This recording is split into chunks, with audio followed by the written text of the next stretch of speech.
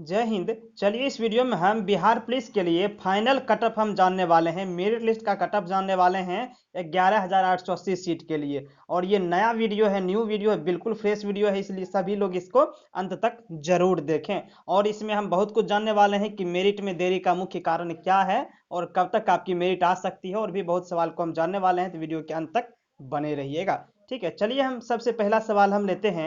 उसके बाद हम जो है कटअप के बारे में बताएंगे कि आपको सभी का कटअप कितना जा सकता है। सभी का, सभी कैटेगरी के मेल और फीमेल दोनों का हम आपको कटअप बताने वाले हैं। ठीक है, इसलिए अंत तक बने रहिएगा। ठीक है, चलिए आते हैं हम पहले सवाल पे।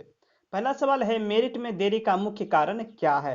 तो मेरिट में देरी का जो मुख्य कारण है दोस्त, वो है आपका व्यक्तिगत परीक्षण। यानी जब फिजिकल के बाद जो है मेरिट बनाया जा रहा था, उसमें बहुत सारे डॉक्यूमेंट गलत रहते थे। ठीक है, यानी डॉक्यूमेंट का गलत होना ही मेरिट का देरी का कारण है। आप यूं बोल सकते हैं कि कैंडिडेट को जो कॉल किया जा रहा है, हम जो पिछले वीडियो में आपको बताए थे कि कैंडिडेट को कॉल किया जा रहा है, वो कॉल क्यों किया जा रहा है, वो गलती आप लोगों की है। वो चाहते तो वो आपको डायरेक्टली छांट सकते थे मेरिट में, क्योंकि आपका डॉक्यूमेंट गलत है, मिस प्रिंटिंग है, या फिर आपका नाम मैच नहीं कर रहा है, या फिर आपने जो डॉक्यूमेंट सबमिट किया है वैसा एप्लीकेशन फॉर्म से मैच नहीं हो रहा है। तो पिछले बार तक ऐसा देखा गया कि आपको सुधारने का मौका नहीं दिया जाता था, आपको सीधे मेरिट से नाम काट दिया जाता था, और जितने सारे सही कैंडिडेट बचते थे उनका मेरिट बनता था। लेकिन इस बार जो है, इस बार सभी को कॉल करके बुलाया जा रहा है और डॉक्यूमेंट सही करवाया जा रहा है, और कोई भी डॉक्यूमेंट यदि कमी है तो उसको पूरा करवाया जा रहा है। इसलिए देरी का मुख्य कारण आपको यही है, कॉल का आना। बहुत सारे कैंडिडेट को कॉल आया, मैंने बहुत सारे कैंडिडेट से बात किया जिनको कॉल आया, तो उन सभी ने ये बताया कि सर मेरे में गलतियां थी।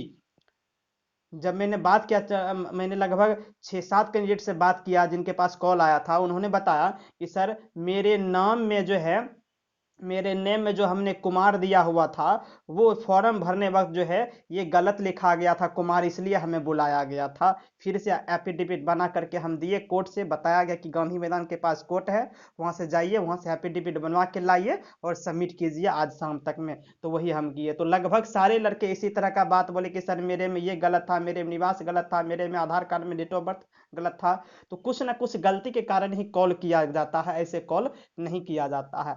अब यहाँ पे बात ये भी आती है कि क्या कॉल आने वाले कैंडिडेट का मेरिट बनेगा या नहीं। वीडियो के अंत तक बने रहिएगा दोस्त, क्योंकि हम आपको सभी का कटअप भी बताने वाले हैं, और नया कटअप है, अपडेटेड कटअप है, इसलिए अंत तक बने रहिएगा। हम कटअप भी सभी कैटेगरी के मेल और फीमेल दोनों का बताने वाले हैं। ठीक है, तो चलिए हम बात करते हैं कि कॉल आने वाले कैंडिडेट का मेरिट बनेगा या नहीं बनेगा। तो यहाँ पे दोस्त थोड़ी सी कॉमन सेंस वाली बात हो जाती है कि जब मेरिट बनाया जा रहा है, 11,880 कैंडिडेट का जो मेरिट बनाया जा रहा है, इसमें से हर बार जो है 5, 7, 10 सीट खाली रह जाती है।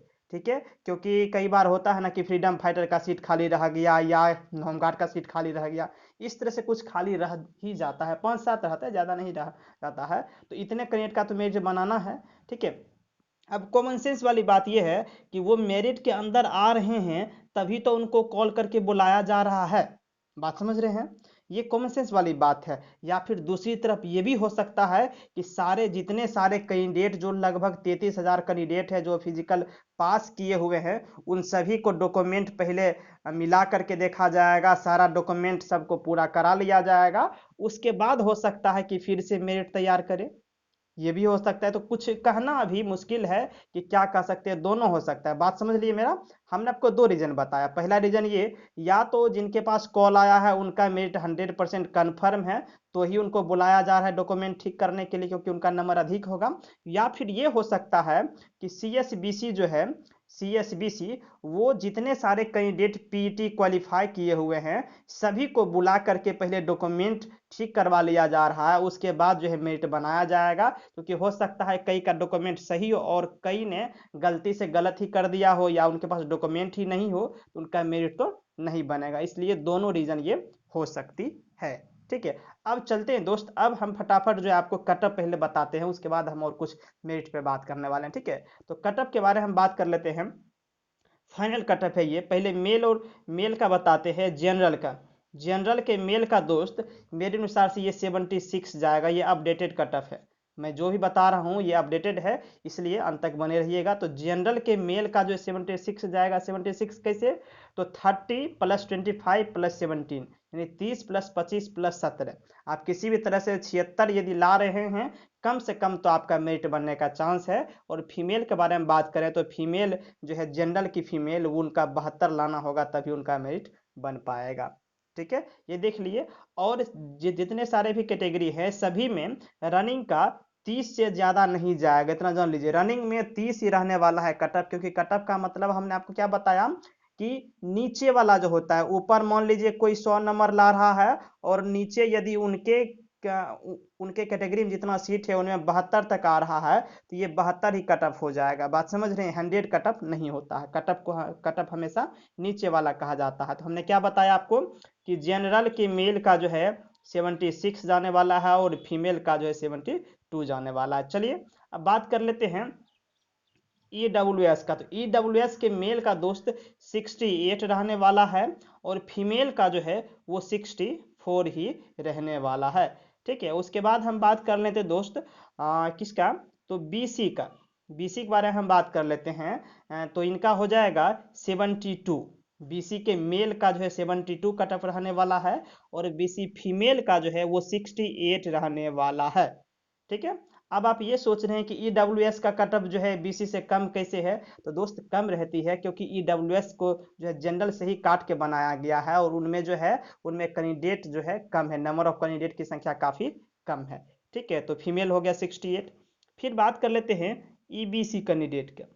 तो EBC का जो कटअप है वो मेल का जाने वाला है दोस्त 68, इसका भी रहने वाला है, यानी जितना BC के फीमेल का है मेल EBC का जो उतना ही रहने वाला है। और यदि फीमेल EBC के बारे में बात करें तो इनका 60 रहने वाला है। तो 60 कैसे जाने वाला है, 30 + 17 + 13। ठीक है, फिर आ जाइए दोस्त EBC के बाद आप SC पे आ जाइए। तो SC का जो कटअप है मेल का वो 64 हम माने हुए हैं और फीमेल का कटअप जो है बहुत कम जाता है 46। 46 कैसे हुआ, 20 + 13 + 13।